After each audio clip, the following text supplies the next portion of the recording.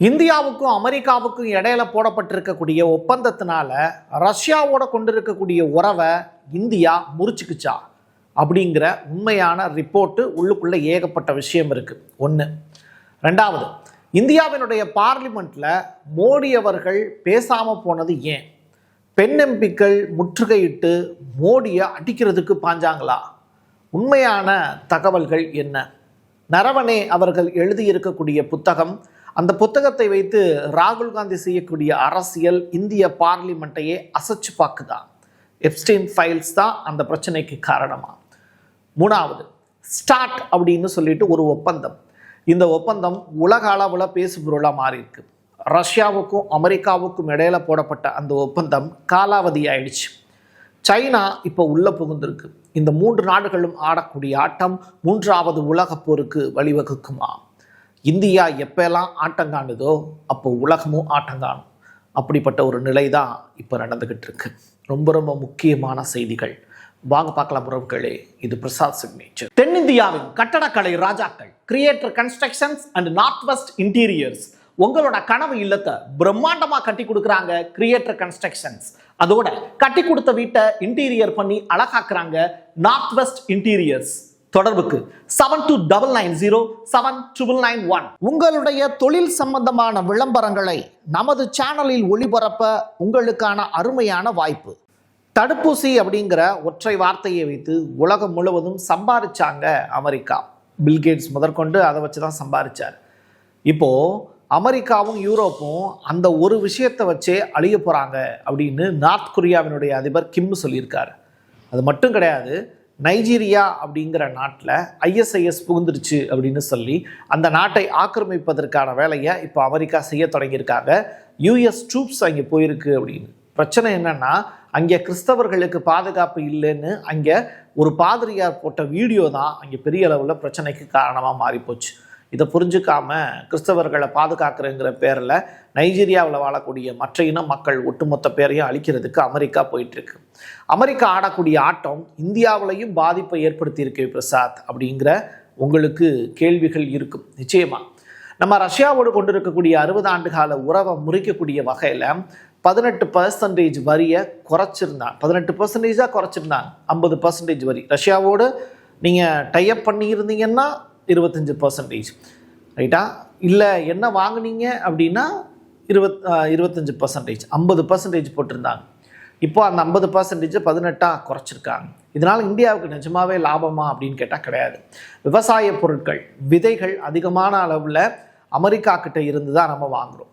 நீங்கள் நம்மாழ்வாரை தெளிவாக சொல்லியிருப்பாங்க. அதாவது விதை இல்லாத எந்த ஒரு உயிரினமும் உருவாகவே முடியாது. அப்போது விதை இல்லாத பழங்கள், விதை இல்லாத காய்கறிகள், இது எல்லாத்தையும் ஒரு பீரியடில் இந்தியாவுக்குள்ளே கொண்டு வந்துக்கிட்டே இருக்காங்க. இதனால் என்ன ஆகும் அப்படின்னா, அடுத்து விதைக்கு இன்னொரு நாட்டை நம்ம நாட வேண்டியது இருக்கும்.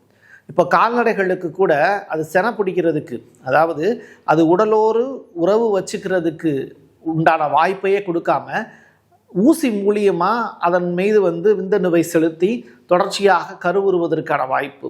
ஆண் காளை வேணும்னா அதுக்கேற்ற மாதிரி ஊசி, பெண் பசு வேணும்னா அதுக்கேற்ற மாதிரி ஊசி, இப்படி போட்டு அதை சினைப்பிடிக்கிறதுக்கான வேலையை செய்ய தொடங்கினாங்க.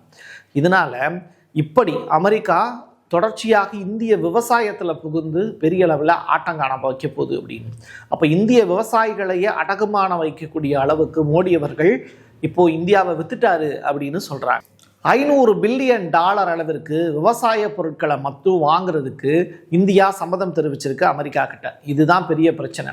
இது பற்றி வெளியுறவுத்துறை அமைச்சர் ஜெய்சங்கர் அவர்களிடத்துல கேள்விகள் கேட்டோம். அது கேள்விகள் கேட்டப்போ அவர்கிட்ட இருந்து பதிலை வாங்கலான்னு சொல்லும்போது, இதுக்கு எனக்கும் சம்மந்தமே கிடையாது, பியூஷ் கோயலுடைய டிபார்ட்மெண்ட் தான் அமெரிக்காவோடு சைன் பண்ணாங்க, ஸோ வெளியுறவுத்துறை அமைச்சராக எனக்கு அதை பற்றி எதுவுமே தெரியாது அப்படின்னு சொல்லிட்டு ஏஎன்ஐக்கு அவர் கொடுத்துருக்கக்கூடிய பேட்டி நிரூபணமாக சொல்லுது. இந்த பக்கம் என்னன்னா, ஜெய்ஸ்வால் அப்படிங்கிற நபர் வெளியுறவுத்துறையினுடைய செய்தி தொடர்பாளர், அவர் பேசியே ஆகணும், வேறு வழி இல்லை. அவர் ஒரு வீடியோ போட்டிருந்தாரு. நாங்கள் அமெரிக்காவிடம் இந்தியாவை அடமானம் வைக்கக்கூடிய அளவுக்கு எந்த ஒப்பந்தமும் இங்கே போடப்படலை, ரெண்டாவது 140 கோடி இந்தியர்களுடைய நலன் தான் நமக்கு முக்கியம் அப்படிங்கிறத அவர் செய்தியாக சொல்லியிருக்காரு. இந்த பக்கம் அஜித் தோவல் என்ன சொல்கிறாரு அப்படின்னா, அமெரிக்கா ஆடக்கூடிய ஆட்டத்துக்கெல்லாம் இந்தியா அடிபணியாது அப்படிங்கிற ஸ்டேட்மெண்ட்டை அவர் பதிவு செஞ்சுருக்காரு. ஆனால் அவர் சொல்லியிருக்கக்கூடிய விஷயம், ட்ரம்ப்பால் இந்தியாவை அடிமைப்படுத்த முடியாது, மிரட்டவும் முடியாது அப்படின்னு இந்தியாவினுடைய தேசிய பாதுகாப்பு ஆலோசகர் அஜித் தோவல் அவர்களும் பேசியிருக்கார். இது உண்மையா அப்படின்னு கேட்டால் இதெல்லாம் உண்மைதான். இதில் எது உண்மை அப்படிங்கிறத நீங்களே பகுப்பாய்வு செஞ்சு பார்த்துக்கோங்க. Former chief of army staff Naravane அவர்கள் எழுதியிருக்கக்கூடிய புத்தகம், அந்த புத்தகத்தை ராகுல் காந்தி பார்லிமெண்ட்டில் உயர்த்தி ஒரு கொஸ்டின் ஒன்று ரைஸ் பண்ணியிருந்தார். சைனா பார்டரில் நம்ம இந்தியா மீது அட்டாக் பண்ண வரக்கூடிய அந்த நேரத்தில் பிரதமர் மோடி அவர்கள் உத்தரவு பிறப்பிக்காமல் காலதாமதம் செய்தது இராணுவம் சைனா கிட்ட அடிமையாகிறதுக்கான எல்லா வாய்ப்புகளையும் உருவாக்கிடுச்சு. அந்த சரியான நேரத்தில் சரியான முடிவெடுக்க இந்திய அரசும் மோடி அவர்களும் தயங்கிவிட்டார் அப்படின்னு சொல்லிட்டு நரவணே அவர்கள் அவருடைய பயோகிராஃபியில் எழுதியிருந்தார். இது சாதாரண எழுத்துக்கள் அல்ல, இது புத்தகம் அல்ல அப்படின்னு சொல்லிட்டு பிஜேபிக்காரங்கள்லாம் சொல்லிக்கிட்டு இருக்காங்க. பட் என்ன இருந்தாலும் அது அவருடைய எழுத்துக்கள் தானே, எழுத்துக்கள் அவருடையது, அவர் அனுபவப்பட்டிருக்காரு. அப்படி இருக்கும்போது அது புத்தகமாக வெளிவந்தால் என்ன, பேப்பரில் அவர் எழுதி வச்சுருந்தா என்ன, ஒரு சாக போகிற நேரத்தில் ஒரு பொண்ணு தன்னை எப்படிலாம் பாலியல் வன்கொடுமை பண்ணியிருந்தான் ஒருத்தன் அப்படின்னு சொல்லிட்டு எழுதி வச்சா அது புத்தகமாக வந்தால் தான் நீங்கள் ஏற்றுப்பீங்களா? 140 கோடி மக்களுடைய வாழ்க்கைங்கிறது உங்களுக்கு விளையாட்டா அப்படின்னு கேள்வியை ராகுல் காந்தி அவர்கள் நிச்சயமாக நாடாளுமன்றத்தில் கேட்பதற்கு எத்தனித்திருப்பார். ஆமாம், உண்மையிலேயே ட்ரம்ப்பு கிட்ட இந்தியா அடிமையாயிடுச்சு அப்படிங்கிறத அமெரிக்காவில் செய்தி தொடர்பாளர் கரோலின் அப்படின்னு சொல்லிட்டு ஒரு லேடி, அவங்க பேசியிருக்கக்கூடிய வார்த்தைகள் மூலிமா இந்தியா அடிமையாக தான் போயிடுச்சுங்கிறத ஒத்துக்க வேண்டியது இருக்குது. அமெரிக்காவில் இந்திய பொருட்களுக்கு 18% வரி, இந்தியாவில் அமெரிக்க பொருட்கள் விற்றாங்கன்னா 0% வரி, அவங்க இங்கே விற்றாங்கன்னு வச்சுக்கோங்களேன் 0% வரி.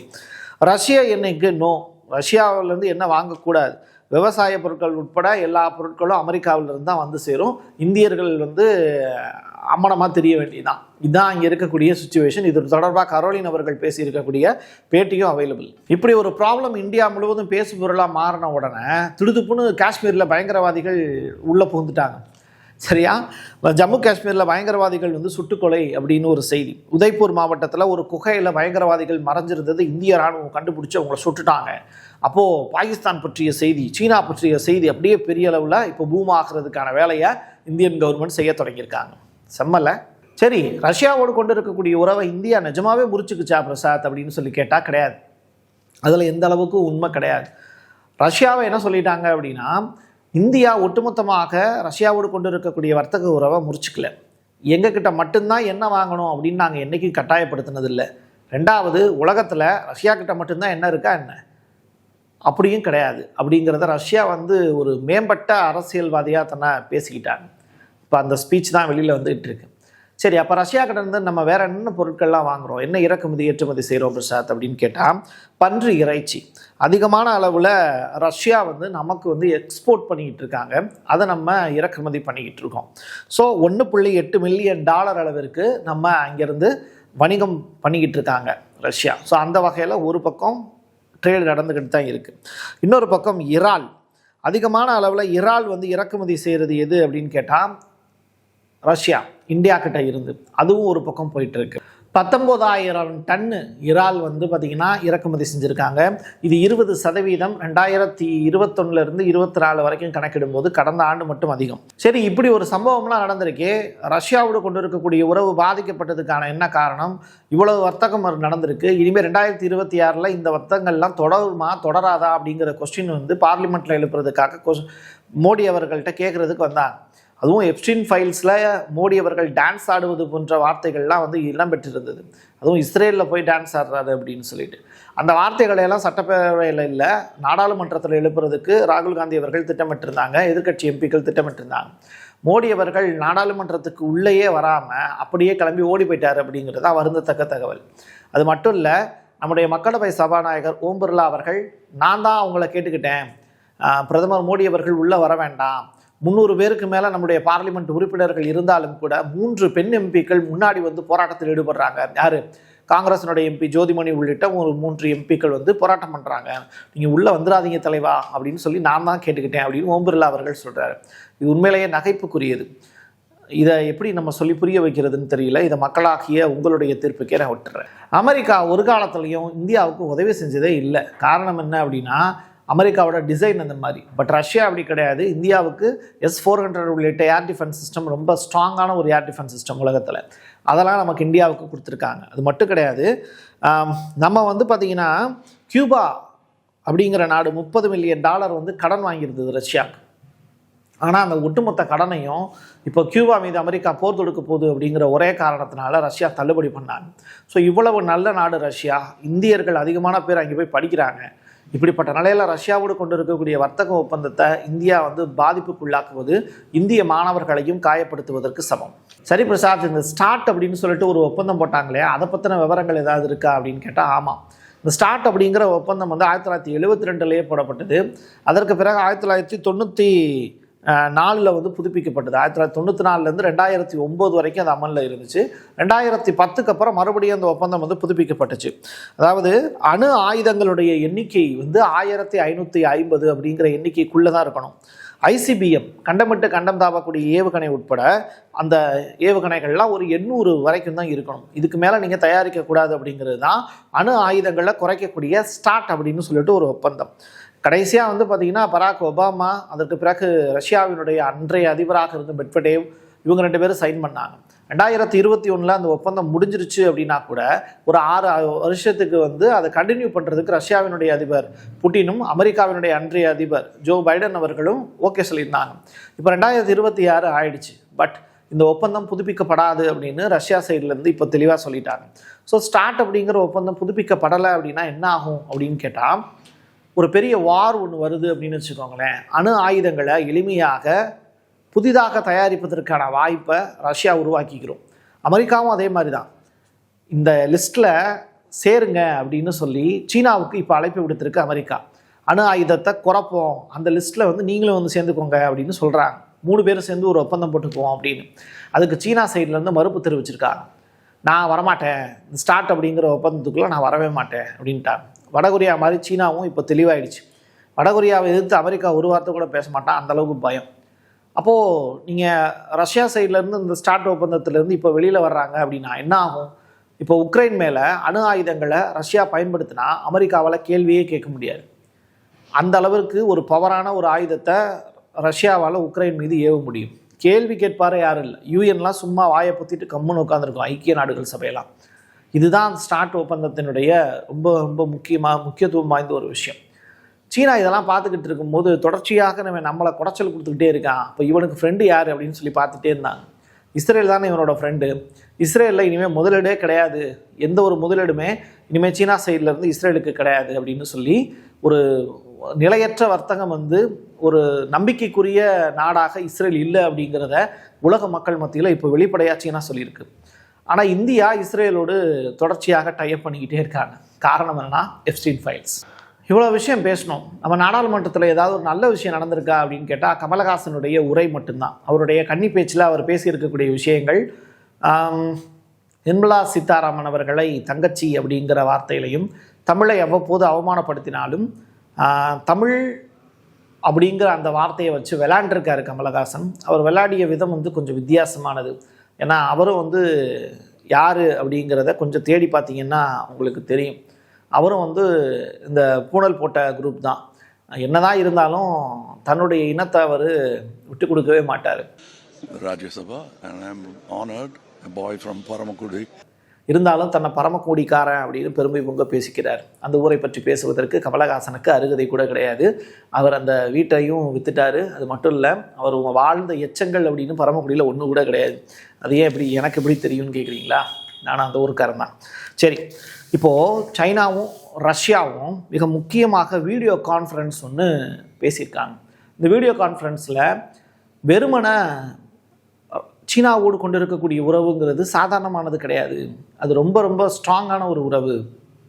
மறுபடியும் சீனாவோடு கொண்டு இருக்கக்கூடிய உறவை புதுப்பிக்கிறதுங்கிறது ரஷ்யாவுக்கான பலமாக பார்க்கிறோம் அப்படின்னு சொல்லிட்டாங்க. அது மட்டும் இல்லை, வடகொரியாவை பற்றி ரஷ்ய அதிபர் புட்டின் பேசும்போது வெறும் காகிதங்களில் மட்டுமே எங்களுடைய உறவுங்கிறது இல்லை, அதையும் தாண்டி கிம்மோடு நான் கொண்டிருக்கக்கூடிய உறவு வலிமையானது அப்படிங்கிற ஸ்டேட்மெண்ட்டை சொல்லியிருக்காரு. ஒப்பந்தங்கள் இல்லை, சும்மா நான் கேட்டாலே ரஷ்ய அதிபர் புட்டின் செய்வார் அப்படின்னு கிம் நம்புகிறாரு. அதே நம்பிக்கை ரஷ்ய அதிபர் புட்டினுக்கும் இருக்குது. இதுதான் உலக தலைவர்களுக்கு இருக்க வேண்டிய மிக முக்கியமான பொறுப்பு. இதே மாதிரி தமிழ்நாட்டில் இருக்கக்கூடிய தலைவர்கள் இருந்தாங்க. கேரளாவில், தமிழ்நாட்டில் தண்ணி தர மாட்டேன் அப்படின்னு பிரச்சனை பண்ணப்போ காமராஜர் அவர்கள் ஃபோன் பண்ணி பேசி அதற்கு பிறகு தமிழ்நாட்டுக்கு தண்ணி தந்த நிகழ்வுகளும் அரங்கேறிடுச்சு. நீ என்ன சொல்கிறியோ அதை நான் கேட்டு சைன் போடுறேன், நான் என்ன சொல்கிறேனோ அதை நீ கேளு அப்படின்னு சொல்லி நம்பிக்கை அடிப்படையில் ஒப்பந்தங்கள் கையெழுத்தான அழகான காலங்களும் இருக்குது. அப்படிப்பட்ட ஒரு நாட்கள்லாம் இனிமேல் புதிய புதிய புரட்சிகரமான அரசியல் தலைவர்கள் எப்போ வர போகிறாங்கன்னு தெரியல. பட் இப்போ நாட்டையே அடக்கு வைக்கக்கூடிய அளவுக்கு, விவசாயத்தையே பால்படுத்தக்கூடிய அளவிற்கு ஒரு இரும்பு மனிதன் அப்படின்னு சொல்லப்படக்கூடிய ஒரு மோடி அவர்கள் பார்லிமெண்ட்டில் கேள்வி கேட்பாங்க அப்படிங்கிற ஒற்றை காரணத்துக்காக பயந்து ஓடி இருப்பது இந்தியாவை பார்லிமெண்ட்டில் மட்டுமல்ல ஒட்டுமொத்த உலக அரங்கிலையுமே அசிங்கப்பட வச்சிருக்குங்கிறது தான் யதார்த்தமான உண்மை.